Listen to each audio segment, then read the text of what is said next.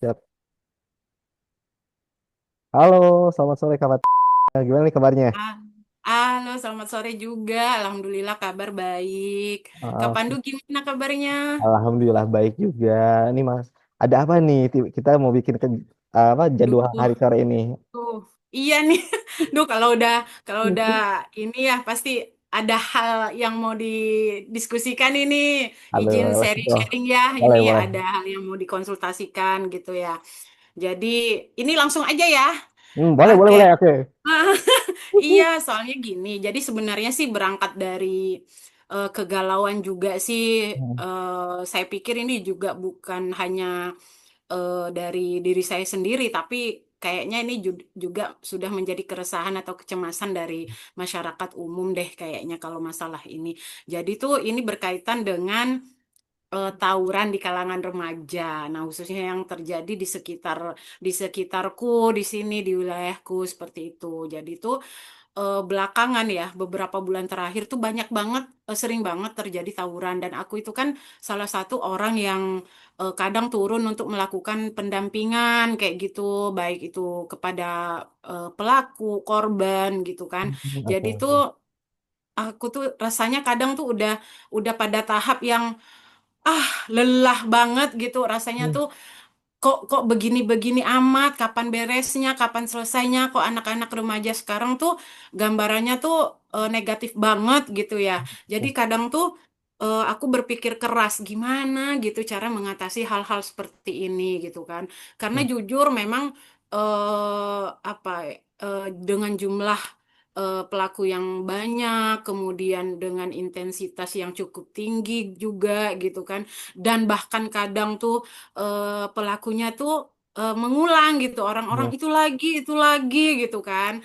Nah kadang tuh jadi mikir gimana sih caranya gitu ya, hmm, anak-anak ini supaya bisa kembali ke fitrahnya mereka ya belajar ya bermain ya melakukan hal-hal yang positif itu kan yang menjadi harapan kita bersama gitu kan. Karena kadang tuh udah diberikan penanganan begini tapi balik lagi kayak gitu. Kayak nggak ada efek jerak. Kemudian ya kita paham sih mungkin ini berangkat dari apa latar belakang yang berbeda. Mungkin ada juga yang anak putus sekolah, ada anak yang nggak sekolah sama sekali, ada anak-anak yang latar belakangnya mungkin dari broken home gitu ya, latar belakang ekonomi juga, faktor mereka pengen nunjukin eksistensi mereka juga gitu kan. Jadi tuh kompleks sekali sih kalau dilihat dari masalahnya gitu latar belakangnya. hmm, Namun memang sampai saat ini tuh kayaknya belum ada aja apa solusi yang tepat yang benar-benar menyentuh sehingga membuat mereka tuh berubah kayak gitu. Dan itu hmm, tuh benar-benar menimbulkan apa ya keresahan, kecemasan yang berkepanjangan lah buat aku pribadi dan aku rasa juga banyak bagi masyarakat umum seperti itu. Nah, itu sih Kak Pandu mungkin ada solusi yang bisa ditawarkan atau mungkin ada arahan-arahan mohon inilah pencerahannya kayak gitu. hmm. Ya. Dulu makasih banyak nih Kak Fatima udah cerita keresahan yang terjadi ini karena jujur anak-anak yang tawuran itu sebenarnya mereka bukan pelaku, tapi mereka tuh korban gitu. Benar nggak? Gitu ya. Tadi kata kata Fatima juga kan, mereka mungkin di latar belakangnya dengan masalah yang beda-beda ya. Ada yang tadi Iya, dengan latar benar. belakang Iya. keluarganya, ekonominya, Mm-mm. ataupun pernah ada kekerasan atau apa yang sebelumnya mereka lakuin gitu ya. Karena kan pada dasarnya kalau misalnya kita cerita ini ya, kalau kita garis bawahi, sebenarnya mereka tuh penerimaan, Oke. mencari penerimaan. Aku tuh bisa diterima kalau aku seperti apa. Nah, Mm-mm. kalau yang Kak Fatimah tahu nih, kan tadi Kak Fatimah udah mendampingi nih beberapa murid. Mm-mm. Alasan mereka ikut ke kegiatan tawuran ini umumnya tuh apa sih? Yang banyaknya tuh. Mm-mm. Jadi mereka ini rata-rata sih karena solidaritas ya, Hmm, solidaritas sesama teman, hmm, ikut-ikutan juga. Kemudian ya itu tadi pengen unjuk gigi aja gitu, hmm, mereka pengen dikenal aja gitu. Bahkan kan bukan hanya di jalan-jalan nih. hmm, Mereka tuh mulainya dari grup-grup media sosial, kemudian berani ngerekam video sambil nunjukin senjata-senjata tajam gitu. hmm, Nah, itu tuh saling nantang gitu kan. Jadi hmm, kadang tuh ada yang mungkin ada yang apa ya namanya kayak geng gitu ya, kelompok-kelompok. Mereka tuh punya kelompok-kelompok yang mereka sebut geng gitu. Jadi geng satunya nantangin, geng satunya juga nerima ya. Ya begitu jadinya gitu kan. Ada juga yang baru nih, ketika ditelusuri mereka tuh nggak tahu tapi ikut-ikutan karena ikut-ikutan aja kayak gitu. Ada juga yang begitu. Nah, Hmm. yang lainnya sih selepas itu ya memang mereka ya itu tadi mencari, pengen nunjukin eksistensi di mereka aja gitu. Ya Nah, kata Kak Pandu tadi itu pengen pengakuan gitu. betul, betul, betul. Tapi kan caranya salah ya kalau Nah itu begitu. loh, dia sebenarnya di mata mereka tuh mana yang salah, mana yang benar tuh belum dapat gitu ya konteksnya tuh ya. Karena yang mereka Mm-mm. anggap bahwa aku benar ngelakuin hal ini karena kalau aku ngelakuin ini aku bisa dianggap hebat di mata mereka itu Nah, benar gitu iya kan. benar, Jadi benar mau dianggap hebat, iya. jadi benar dan salah di situ masih kita masih membawa sudut pandang masing-masing gitu. Anak-anak pun merasa bahwa Mm, mereka ngelakuin hal ini hal yang benar gitu menurut mereka karena mereka punya alasannya. Tapi kita yang masyarakat umum ngelihatnya mereka ngapain gitu kan. Nah, benar. tadi kan aku pernah bilang nih, anak-anak itu ternyata mereka tuh itu korban dari ketidaktahuan diri mereka sendiri gitu. Bukan ketidaktahuan orang lain, tapi ketidaktahuan diri mereka sendiri. Bahwa anak-anak yang tawuran itu sebenarnya kan mereka punya potensi ya, Kak. Ada anak-anak yang Mm-mm. sebenarnya kalau kita arahkan itu mereka bisa jadi saintis, bisa jadi dokter, bisa jadi Ya, apa, bisa jadi olahragawan. Apalagi mm-mm. anak-anak yang tawuran itu pasti lari-larian, fisik mereka pasti kuat kan ya. Tapi Iya kalau kita iya arahin benar-benar olahraga, kan. mereka lebih kuat sih olahraganya dibandingkan anak-anak yang jarang olahraga gitu. Iya iya Dari situ iya, aja kan kita ada bisa ngeliat bahwa mereka tuh punya nilai plus gitu. Nah, benar-benar. kenapa sih mereka lari ke arah tawuran? Itu tadi kan alasannya yang bermacam-macam. Tapi ada satu sih, kalau kita konteksnya bukan grup gitu ya, tapi lebih kayak personal, satu-satu Mm-mm. anak-anaknya. Pasti setiap anak itu punya hasrat, punya dorongan. Oke. Kita pancing tuh hasrat dan dorongan mereka tuh mau seperti apa. Jadi konteksnya, kalau misalkan kita ingin tadi mendampingi itu anak-anak yang biar nggak tawuran itu mereka apa? Kita pancing sih. Hasrat mereka tawuran tuh apa? Aku tuh pengen misalkan pengen nunjukin aku tuh hebat dan sebagainya. A B C D gitu. Terus ada celutukan bahwa dia tuh pengen jadi leader misalkan. Aku tuh pengen jadi leader. Mm-mm. Nah, Iya. hasrat inilah yang jadi poin penting kita untuk anak-anak tuh diarahkan ke hal yang positif gitu. Oke. Jadi misalkan, oh kamu pengen jadi leader, emang sih kamu kelihatan banget sih ketika kamu kemarin ngegiring anak-anak buat ikut tawuran, kamu tuh didengar sama anak-anak yang lain. Nah itu Mm-mm, mm-mm. kelideran kamu memang udah kepake banget nih. Nah gimana kalau misalkan kelideran kamu tuh tidak hanya sebatas di lingkungan ini aja, kita arahin kalau misalkan tiba-tiba kamu bisa ngajak anak-anak kamu itu kan solidaritasnya tinggi, bikin perusahaan yang hebat, Mm-mm. jualan apa gitu Iya kalian. iya benar. Nah, hasrat ini yang kita pakai buat anak-anak tuh, oh iya ya, aku leader aku tuh biar bisa jadi manfaat juga, anak-anak bisa dengerin aku, ya aku bikin diri aku lebih positif lagi tuh, lebih berjaya lagi gitu. Nah, Mm-mm, hasrat ini mm-mm. yang kita arahkan, oke, kamu pengen jadi pembisnis, biar anak-anak yang lain tuh ngeliat kamu hebat dan sebagainya. Yuk, kita belajar gimana cara jadi seorang pembisnis. Kita arahkan dari sana. Oke. Nah, kita Mm-mm, pakai mm-mm. hasrat itu. Ada juga anak yang aku tuh senang tawaran tuh karena ada adrenalinnya, Kak. Ketika aku lari-larian dikejar kayak seolah mau mati itu kayak aku ngerasa hidup katanya. Ada kan anak yang Hmm. jawabannya kayak Iya. gitu. Itu kan kita bisa Oke. arahkan kayak gimana kalau misalkan kamu jadi pemadam kebakaran. Kamu nolongin Ah, orang. iya iya iya iya.